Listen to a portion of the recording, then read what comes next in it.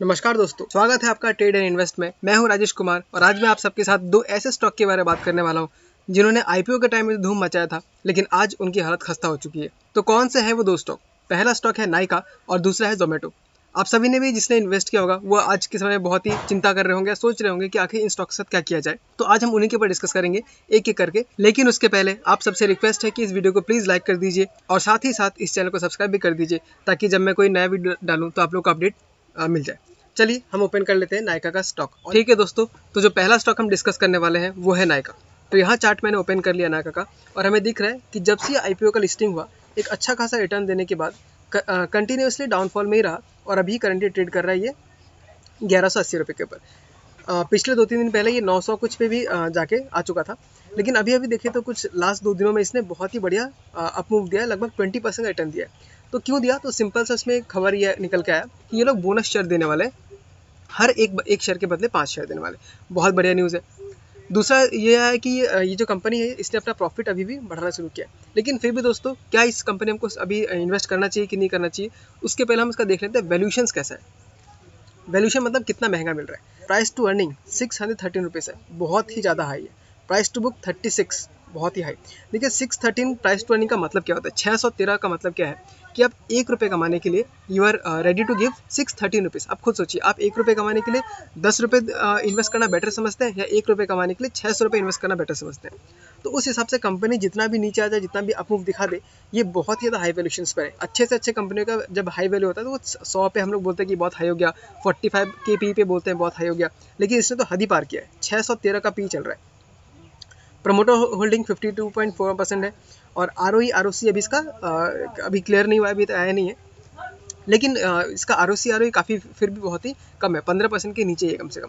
तो आपको पता ही है कि 15% से अगर नीचे हो तो उसमें इन्वेस्ट करने का नहीं सोचने का। जब तक आप पूरा इन डेप्थ एकदम डिटेल में ना कर ले, आप प्रमोटर ही ना बन जाए, आपको फुल कंपनी के बारे में पता ना हो, तब तक उसमें इतना रिस्क नहीं लेना है। और वैसे भी स्टार्टअप है, स्टार्टअप में कब क्या हो जाए कोई भरोसा नहीं। छोटी मोटी कंपनी होती है, ये लोग बहुत जल्दी ऊपर उठ भी उठते हैं और बहुत जल्दी नीचे भी गिरते हैं।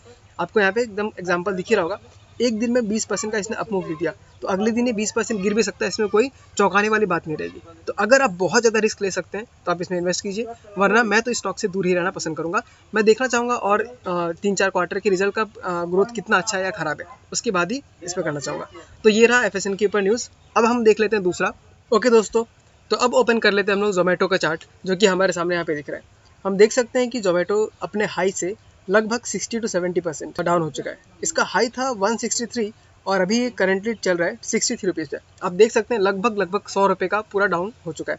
अब यहाँ पे ग्राफ में दिख रहा होगा पूरा डाउन ट्रेंड हमें दिखाई दे रहा है।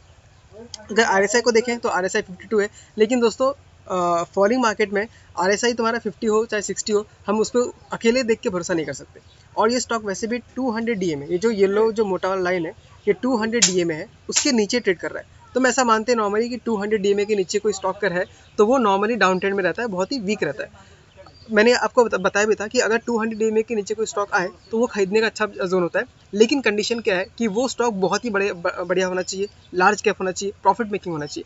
लेकिन जोमेटो क्योंकि स्टार्टअप है, अभी कंटिन्यूस लॉस दिखा रहा है, तो ऐसे केसेस में 200 डीएमए के नीचे स्टॉक अगर जाता है तो बहुत ही ज़्यादा रिस्की हो गया, हमको उस टाइम पर उसको होल्ड नहीं करना है या बाय भी नहीं करना है। चलिए यहाँ पे हमको दिख रहा है, जोमेटो में दिख रहा है हमको। अब एक बार इसका हम फंडामेंटल्स देख लेते हैं, नंबर्स देख लेते हैं कैसा है। अगर इसका प्राइस टू अर्निंग देखें तो जीरो है। एक्चुअली इसका प्राइस टू अर्निंग जीरो नहीं, बहुत ही हाई होना चाहिए, लेकिन ये जीरो की दिखा रहा है क्योंकि इसका प्रॉफिट ही नहीं है। जब प्रॉफिट ही जब अर्निंग ही नहीं है तो इसका प्राइस टू अर्निंग जीरो ही निकल के आएगा। प्राइस टू बुक 2 दिख रहा है, बुक वैल्यू 23 है। और इसका देखिए आरओई यानी रिटर्न ऑन इक्विटी और ROC return on capital employed दोनों के दोनों नेगेटिव है, और नेगेटिव भी कितना, -9 -8%।